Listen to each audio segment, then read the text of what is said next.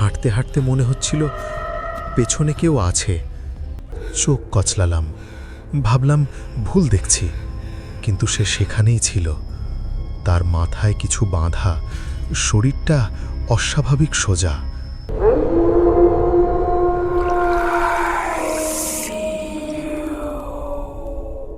শীতের রাতে খেজুর বাগানটা একেবারে আলাদা লাগে।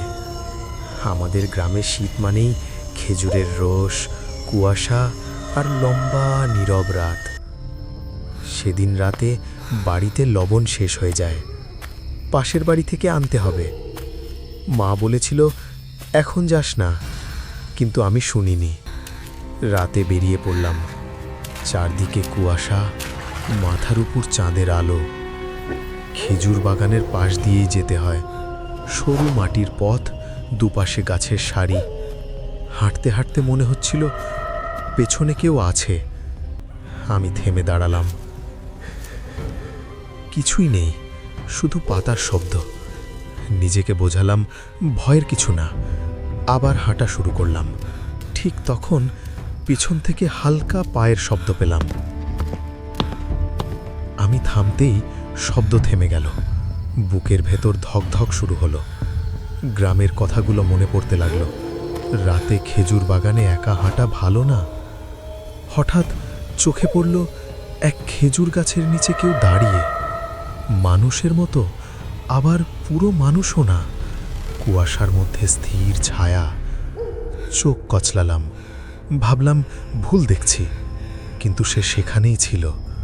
তার মাথায় কিছু বাঁধা, শরীরটা অস্বাভাবিক সোজা। আমি ডাকতে পারলাম না, গলা শুকিয়ে গেল। হঠাৎ সে নিচু গলায় বলল, রস নামাইছো? আমি জমে গেলাম। এই প্রশ্ন রাতে শুধু রস কাটারা করে। সে আবার বলল, আজ হাঁড়ি ভরা। তার গলা দূরে থেকেও কানের ভেতর বাজছিল। আমি এক পা পেছলাম। ভেজা মাটিতে পা হড়কে গেল। মাটিতে পড়ে গিয়ে তার পায়ের দিকে তাকালাম। তার পা ছিল না, শুধু মাটিতে ঝুলে থাকা কাপড়।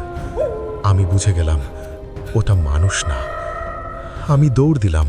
খেজুর গাছ, ঝোপ, কাঁটা কিছুই দেখিনি, শুধু দৌড়। পেছন থেকে ভারী পায়ের শব্দ আসছিল। হঠাৎ সব শব্দ থেমে গেল। আমিও থামলাম। ঠিক তখন কানের পাশে ঠান্ডা নিঃশ্বাস লাগলো। একটা কণ্ঠ বলল, শীতের রাতে খেজুর বাগানে একা যাস না। চোখের সামনে অন্ধকার নেমে এলো। আমি জ্ঞান হারালাম। ভোরে জ্ঞান ফিরল।